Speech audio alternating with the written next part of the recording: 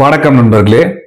முழுசா சந்திரமுகியா மாறி இருக்க கங்காவை பார் அப்படின்ற மாதிரி இப்ப ட்ரம்ப் கிட்டத்தட்ட முழு கோமாளியா மாறிக்கிட்டு இருக்காரோ அப்படின்னு நமக்கு தோணுதுங்க. ஆமா, ஒவ்வொரு நாளைக்கு ஒவ்வொரு ஸ்டேட்மெண்ட் சொல்லிட்டு இருக்காரு. எல்லா நாடுகள், இந்தியா பாகிஸ்தான் மட்டும் இல்ல, கிட்டத்தட்ட உலக நாடுகள்ல குறிப்பா அவங்க கூட்டாளி நாடுகளே மூஞ்சி சுளிக்கிற அளவுக்கு ஸ்டேட்மெண்ட் சொல்லிட்டு இருக்காரு. அவர் இஷ்டத்துக்கு என்ன தோணுதோ செஞ்சுட்டு இருக்காரு. இரண்டாவது முறை ட்ரம்ப் தான் வரணும்னு அமெரிக்கர்களை விட இந்தியால நிறைய பேர் ஃபயர் விட்டுட்டு இருந்தீங்க. இன்னைக்கு ட்ரம்ப்போட ஒவ்வொரு கொள்கைகளும் திடீர்னு மாறிக்கிட்டு இருக்கு. ஒவ்வொரு நிமிஷத்துக்கும் ஒவ்வொரு மாதிரி மாத்தி மாத்தி பேசிட்டு இருக்காரு. எல்லாருக்கும் ஒரு நெருக்கடி கொடுத்துட்டு இருக்காரு. Jio பாலிட்டிக்ஸ்ல twist and turn arounds இருக்கும், திடீர்னு திருப்பம் ஏற்படும். ஆனா இவரோட இந்த கருத்துக்கள் இன்னும் பலவிதமான பிரச்சனைகள்ல தூண்டுறதுக்கான வாய்ப்புகள் இருக்குன்னு சொல்றாங்க. இதை பத்தி ரொம்ப தெளிவான ஒரு சில விஷயங்கள் நம்ம இந்த வீடியோல பார்க்க போறோம். முடிஞ்ச அளவுக்கு ஸ்கிப் பண்ணாம வீடியோவை முழுசா பாருங்க. நண்பர்கள் சேனல் புதுசா வந்தீங்கன்னா சப்ஸ்கிரைப் பண்ணி உங்களோட ஆதரவுகளை கொடுங்க. சோ நம்ம ஃபர்ஸ்ட் பார்க்க போற விஷயம் என்ன அப்படின்னு பாத்தீங்கன்னா, இந்தியாவுக்கும் அமெரிக்காவுக்குமான உறவுகள் கிட்டத்தட்ட விரிசல் சொல்ல முடியாது, ஒரு பேட் ஃபேஸ சந்திச்சுட்டு இருக்கு. ஷேர் மார்க்கெட்ல அப்ஸ் அண்ட் டவுன்ஸ் இருக்க மாதிரி இப்போ ஒரு டவுன் இந்தியாவுக்கும் அதே மாதிரி அமெரிக்காவுக்குமான உறவுகள் இருக்குன்னு தான் நமக்கு தோணுது. ஏன்னா இந்த சைடு ஏதோ பாகிஸ்தான் தான் முக்கியம், பாகிஸ்தானுக்கும் இந்தியாவுக்குமான பிரச்சனைகள்ல இந்தியா பாகிஸ்தானோட ஒப்பிட்டு பார்க்கறது, இந்த பயங்கரவாத தாக்குதல்னாலதான் இந்த பிரச்சனைகள் நடந்திருக்குன்றத மறந்து இன்னைக்கு ஈரான் விஷயத்துல பாகிஸ்தான் தேவை, அதே மாதிரி ஆப்கானிஸ்தான் விஷயத்துல பாகிஸ்தான் இதுக்கு முன்னாடி தேவையா இருந்தது, இப்ப ஈரான் விஷயத்துல. சோ இப்படியே ஒவ்வொரு தப்பா பண்ணிக்கிட்டு இருக்காங்க அமெரிக்கா. இந்த வரிசையில இப்ப டிராவல் அட்வைசரி வெளியிட்டு இருக்காங்க அமெரிக்காவோட டிபார்ட்மெண்ட் என்ன வெளியிட்டு இருக்காங்கன்னா, ஒவ்வொரு நாட்டுக்கும் ஒவ்வொரு ரேங்கிங் கொடுப்பாங்க. இங்க டிராவல் பண்ணுங்க, இங்க டிராவல் பண்ணாதீங்க, இது சேஃப் இல்ல, இது சேஃபான ஏரியான்னு எல்லாம் சொல்லுவாங்க. சோ இதுல திடுதிருப்புன்னு இதுவரைக்கும் இல்லாத அளவுக்கு இப்ப திடுதிருப்புன்னு வயலன்ஸ், ரேப்பு, பயங்கரவாதம் இதெல்லாம் இருக்கு, இந்தியாவுக்கு போறதை தவிருங்க அப்படின்னு அவங்களோட அட்வைசரியில போட்டிருக்காங்க. அட்வைசரி ஃபார் இந்தியால இது எல்லாமே போட்டிருக்காங்க. பெண்கள் தனியா போகக்கூடாது, இதெல்லாம் திடீர்னு இப்ப அடுத்த அட்வைசரியில லேட்டஸ்ட் அட்வைசரியில இந்த மாதிரி மாத்திருக்காங்க. சோ அதுலயும் குறிப்பா ஒவ்வொரு ஏரியா வைஸா பிரிச்சிருக்காங்க. ஜம்மு காஷ்மீர் போகாதீங்க, அங்க பயங்கரவாதம் இருக்கு, பாகிஸ்தான் பார்டர் ஒட்டி போகாதீங்க, அங்கேயும் பயங்கரவாதம் எல்லாம் இருக்கு. அதுவும் இல்லாம இப்ப இந்தியாவுக்கும் அமெரிக்காவுக்கும் இந்தியாவுக்கும் பாகிஸ்தானுக்கும் நடக்கிற பிரச்சனைகள்னால அங்க வயலன்ஸ் நடக்கிறதுக்கான வாய்ப்புகள் இருக்கு. அதுக்கப்புறம் தெலுங்கானா, மகாராஷ்டிரா இந்த பகுதிகள்லாம் போகாதீங்க, அங்கேயும் வயலண்ட் கிரைம்ஸ் எல்லாம் நடக்கும், அதுவும் பெண்கள் தனியா போகாதீங்க, இந்த மாதிரியான கிரைம் நடக்கிறதுக்கான வாய்ப்புகள் இருக்கு பெண்களுக்கு எதிராக, அப்படி இப்படின்னு இப்ப அவங்களோட டிராவல் அட்வைசரியில இந்தியாவுக்கு எதிராக அவ்வளோ விஷயங்கள் சொல்றாங்க. டூரிசமுக்காக கூட இந்தியாவுக்கு வந்துடக்கூடாது அப்படின்னு இப்ப இவங்க ஏதோ ஒரு முடிவுல தான் செய்யறாங்க அப்படின்னு நமக்கு தோணுது. ஏன்னா இப்ப வர ஏர் இந்தியா சம்பவம் இன்னும் ஒரு சின்ன செட்பேக் இந்தியாவுக்கு கொடுத்துருக்குன்னு சொல்றாங்க. சோ இப்படி இருக்கும்போது வர்த்தக ரீதியா ஏதோ சீனாவை நம்ம டார்கெட் பண்ற மாதிரி இந்தியாவை இப்பவே கட்டுப்படுத்தணும்ன்ற ஒரு முயற்சிகள் மேற்கொண்டுட்டு இருக்காங்க. சீனா மாதிரி இந்தியா வளருமா வளராதாலாம் நமக்கு தெரியாது. ஆனா சீனாவுக்கு கணிசமான ஒரு சில ஆப்பர்ச்சுனிட்டியை இந்தியா தட்டி பறிக்கிறதுக்கான வாய்ப்புகள் இருக்கு. இந்தியா எதுவும் நினைக்கிற மாதிரி இல்லை. இந்தியாவோட எக்கனாமிக்கல் growth ஸ்ட்ராங் இருந்துச்சுன்னா யாராலுமே தடுக்க முடியாத அளவுக்கு growth இருக்கும். ஆனா இந்தியால இப்ப டூ சைட்ஸ் இருக்கு. ஒரு பக்கம் உணவுக்கு சப்சிடி கொடுக்குற அளவுக்கு தான் இன்னைக்கு நிலைமை இருக்கு, இன்னொரு பக்கம் மேஜர் இன்ஃப்ராஸ்ட்ரக்சர் டெவலப்மெண்ட் நடந்துட்டு இருக்கு. ஸோ இது எல்லாமே புரிஞ்சுக்கிட்டு இந்த வெஸ்டர்ன் நாடுகள் கொஞ்சம் இந்தியாவோட கொள்கைகள் பாலிசிஸை ஏதோ சீனாவை எதிர்க்கிற மாதிரியோ இல்ல மற்ற நாடுகளை பாக்குற மாதிரி இருக்கக்கூடாது அப்படின்றதா நமக்கு தோணுது.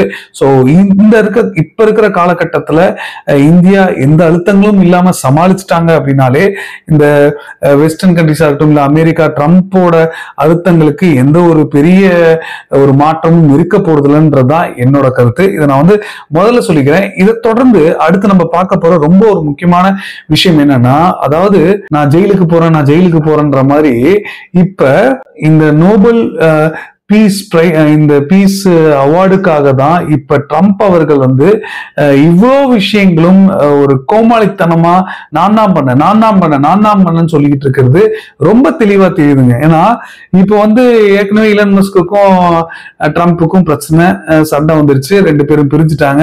அவரு இந்த கவர்மெண்ட் பொறுப்புல இருந்து நானும் விலகிட்டாரு. ஸோ இப்படி இருக்கும்போது திடீர்னு இப்ப ட்விட்டர்ல பெருசா வந்து எந்த ஒரு போஸ்டும் போடுறது இல்லை. அவரோட இந்த ட்ரூத்ன்ற ஒரு சோசியல் மீடியால வந்து என்ன போட்டிருக்காருன்னா, "Won't get Nobel Prize for stopping India Pakistan war" அப்படின்னு ஒரு டைட்டிலோட ஆரம்பிச்சு ஒரு போஸ்ட போட்டிருக்காரு. சோ ஒரு நோபல் பீஸ் பிரைஸ பத்தி இப்ப மத்த நாடு தலைவர்கள், மத்த ஊடகங்கள், சர்வதேச ஊடகங்கள் பேசிட்டு இருக்கிறதெல்லாம் ஒரு பக்கம் வச்சுட்டு இவரே இந்த வார்த்தையை யூஸ் பண்றாரு. ஐ won't get Nobel Prize for stopping war between India and Pakistan. I won't get Nobel Prize for stopping war between Serbia and Kosovo. So இது மட்டும் இல்லாம இன்னும் எகிப்து, எத்தியோப்பியா, அதுக்கப்புறம் அரப் அக்கார்ட்ஸ் இன் மிடில் ஈஸ்ட்னு அப்படியே வரிசையா வந்து அவரோட இந்த ட்ரூத்ன்ற சோசியல் மீடியா போஸ்ட்ல வந்து போட்டிருக்காரு. சோ இதுல இருந்து என்ன தெரியுதுன்னா, அவரு எப்படியோ நான் தான் மீடியேட் பண்ணி இது பண்ண அப்படின்றத வெளியில காட்டுறதுக்கான வேலைகள் தான் பண்றாரு. சோ உக்ரைனை வந்து கூப்பிட்டு வச்சு கட்டுப்படுத்தி உக்ரைனுக்கு எதிராக நாங்க கொடுக்குற பினான்சியல் நிறுத்துவோன்றது எல்லாமே பார்ட் ஆஃப் திஸ் கேம் அப்படின்றது ரொம்ப தெளிவா தெரியுது. சோ இப்ப ரஷ்யா உக்ரைன் போறதா நிறுத்த முடியல. இப்ப ஈரானுக்கும் இஸ்ரேலுக்கும் வர புதுசா தொடங்கி இருக்கு, அதுவும் நிறுத்த போறது இல்ல. இப்ப இதெல்லாம் இந்தியா பாகிஸ்தானை வச்சு காமிச்சு இந்த ஒரு படத்துல வந்து ஐயோ இன்னும் உயிர் இருக்குன்னு அவனே கையை வச்சுட்டு ஏதோ சண்டை போடுற மாதிரி நடிப்பாங்க இந்த கவுண்டமணியும் கார்த்திக் ஒரு படத்துல. அந்த மாதிரியான ஒரு கதை இப்ப ட்ரம்ப் வந்து பண்ணிட்டு இருக்காரு, ரொம்ப தெளிவா வந்து பண்ணிட்டு இருக்காரு. சோ இது கண்டிப்பா ஒரு திசையை வந்து திருப்பி விட்டுரும். ஏன்னா இந்த அளவுக்கு இவர் வெறித்தனமா யோசிக்கிறாருன்னா கண்டிப்பா ஒவ்வொரு விஷயங்களும் அதே ஆங்கிள் தான் பார்ப்பாரு. சோ யாராவது நல்ல அட்வைசர் அவருக்கு கூட இருக்காங்கன்னா கண்டிப்பா அவங்க தான் சொல்லணும். இது வந்து ட்ரெடிஷ்னலா டிப்ளமேட்டிக் ரிலேஷன்ஸ் வந்து இருக்க போகுது, ஏதோ இன்னைக்கு நாளைக்கோட முடிய போறது இல்லை. இதெல்லாம் புரிஞ்சுட்டு செயல்படணும். ஆல்ரெடி ஆப்கானிஸ்தானால பாகிஸ்தான் உறவுகள் வேணும்னு நெருக்கம் காமிச்ச அமெரிக்கா தப்பு பண்ணதை பத்தி எத்தனை எக்ஸ்பர்ட்ஸ் வந்து அமெரிக்கா எக்ஸ்பர்ட்ஸே கருத்துக்கள் தெரிவிச்சிருக்காங்கன்றது உலக அறிஞ்ச விஷயம். இதெல்லாம் கொஞ்சம் யோசிச்சு முடிவெடுத்தா கரெக்டா இருக்கும். இதுக்கு நடுவுல நீ யாரா கோமாளின்ற மாதிரி இப்ப பாகிஸ்தான் அரசாங்கம் அதிகாரப்பூர்வமா ஒரு விஷயத்தை அனௌன்ஸ் பண்ணியிருக்காங்க. ட்ரம்ப் பாகிஸ்தான் இந்த நோபல் பீஸ் பிரைஸுக்கான வின்னரா தேர்ந்தெடுக்கணும்ன்ற ஒரு கோரிக்கையை நாமினேட் பண்றோம் அப்படின்னு இன்னைக்கு அவங்க ஒரு அதிகாரப்பூர்வமான ஒரு அறிக்கையை வெளியிட்டிருக்காங்க. என்ன ஒரு கேலி குத்து பாருங்க. சோ இந்த அளவுக்கு இன்னைக்கு பாகிஸ்தான் அமெரிக்காவை மிகப்பெரிய நம்பிட்டு இருக்காங்க. சோ இங்க நான் சொன்ன மாதிரி ஜியோ பாலிட்டிக்ஸ்ல இந்த ட்விஸ்ட் அண்ட் டர்ன் அரவுண்ட்ஸ், அதாவது திடீர் திருப்பங்கள் ஏற்படுற மாதிரி பாகிஸ்தான் இப்ப இந்த அசிம் முனீர் அவர்கள் பயணம், பாகிஸ்தான் ஆர்மி சீஃப் வந்து அமெரிக்காவோட பயணம் வந்து சீனாவை ஒரு வகையில முதுகுல குத்துறதுக்காக கூட அந்த பயணம் அப்படின்னு சொல்லப்படுது. இப்ப ஈரான் விஷயத்துல பாகிஸ்தான ஏர்பேஸா பயன்படுத்திக்கலாம்னு அமெரிக்கா திட்டங்கள் ஒரு பக்கம் இருந்தாலும், பலூச்சிஸ்தானை வந்து எப்படியாவது நம்ம அங்க இருக்கிற ரிசோர்ஸ் ரிச் மினரல்ஸை வந்து சைனாவுக்கு முன்னாடி எடுக்கணும் அப்படின்ற ஒரு திட்டங்கள் போட்டிருக்கிறது இப்ப வெளியில வருது. பார்லிமெண்ட்ல, பாகிஸ்தான் பார்லிமெண்ட்ல ஒரு எம்பி வந்து இதை சொல்றாரு. அசிம் முனீர் அதுக்கு தான்ப்பா போயிருக்காரு. இந்த விஷயங்கள்லாம் இல்லை. இது மட்டும் இல்ல, ஈரான்ல ஒரு ஆட்சி மாற்றம், பவர் கொலாப்ஸ் நடக்க போகுதுன்றத அவரே புரிஞ்சிருக்காரு. மக்கள் அங்க எதிர்ப்பு தெரிவிக்க காமிச்சிருக்காங்க, இஸ்ரேலோட ஏன் சண்டை போடுறீங்க அப்படின்னு. சோ இந்த அளவுக்கு இன்னைக்கு பிரச்சனைகள் இருக்கிறதுனால சோ இதை தெரிஞ்சு அங்க பலூச்சிஸ்தானுக்குள்ள ஏற்கனவே ஆல்ரெடி நிறைய இந்த நார்த்தன் பாகிஸ்தான்ல தாலிபான்கள் வந்த பிறகு நிறைய ஊடுருவுகள் இருந்திருக்கு, பயங்கரவாத ஊடுருவுகள். சோ இப்ப இந்த சைட் பலூச்சியும் பயன்படுத்திடுவாங்க அப்படின்னு தெரிஞ்சுக்கிட்டு தான் இதை பண்ண ஆரம்பிச்சிருக்காங்க. சோ இதை யூஸ் பண்ணி ட்ரம்ப் வந்து ட்ரேட் டீல்னு ஒரு வார்த்தையை யூஸ் பண்ணாரு. நல்லா கவனிச்சிருப்பீங்க. இந்தியாவோட ட்ரேட் டீல் நாங்க பேசிக்கிட்டு இருக்கோம் அப்படின்னு சொல்லிட்டு பாகிஸ்தானோட ட்ரேட் போட போறோம் அப்படின்ற ஒரு வார்த்தையை யூஸ் பண்ணிருக்காரு. சோ இது சீனாவை முதுகுற குத்துற விஷயங்கள் இப்ப அமைதியா வெளியில தெரியாம பண்றாங்கன்ற ஒரு வார்த்தை வெளியில வர ஆரம்பிச்சிருச்சு. ஸோ இது மட்டும் இல்ல, பலூச் லிபரேஷன் ஆர்மி இப்ப நம்ம பேசிட்டு இருக்க ஒரு சில மணி நேரத்துக்கு முன்னாடி 15-20 ராணுவத்தினர், அதாவது பாகிஸ்தான் ராணுவத்தினரோட நாங்க கொண்டுட்டோம் அப்படின்ற ஒரு அறிக்கை வெளியிட்டிருக்காங்க.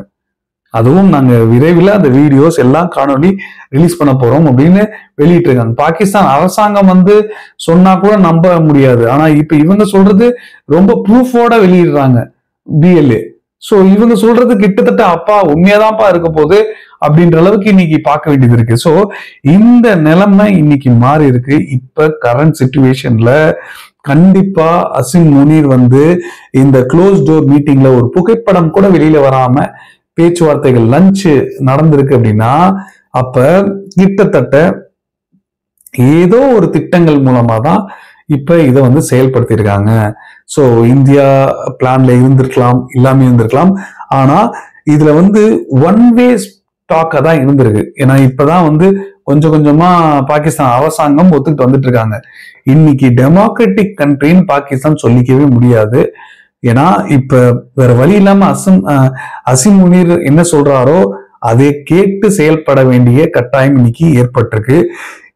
இந்த பாகிஸ்தான் கிட்டத்தட்ட இந்த பாகிஸ்தான் அசிம் முனீர் லஞ்சுக்கு டிராவல் பண்ண ஒரே ஒரு சாட்சி போதும். சோ அந்த அளவுக்கு இன்னைக்கு மாற்றம் ஏற்பட்டிருக்கு. இதை எப்படி டீல் பண்ண போறாங்க, இந்தியாவுக்கு என்னென்ன ப்ரெஷர் வரப்போகுது, இதெல்லாம் நம்ம பொறுத்து தான் பார்க்கணும். ஸோ இதான் இன்னைக்கு நான் உங்களுக்கு முக்கியமா சொல்லணும்னு நினைச்ச விஷயம். கண்டிப்பா உங்களுக்கு இந்த தகவல் கரெக்டா சேர்ந்துருக்குன்னு நம்புறேன். ஸோ உங்களுக்கு இதை தவிர வேற ஏதாவது கருத்துக்கள் இருந்தாலும் நீங்க ஏதாவது சொல்லணும்னு ஆசைப்பட்டாலோ எந்த ஒரு தயக்கமும் வேண்டாம், தாராளமா கீழே கமெண்ட்ல சொல்லுங்க. நான் தெரிஞ்சுக்கிறேன் எத்தனை பேர் என்ன மாதிரி யோசிக்கிறீங்க அப்படின்னு. ஸோ இதோட நம்ம இந்த வீடியோ நிறைவு செஞ்சுப்போம். ஜெய்ஹிந்த், பாய்.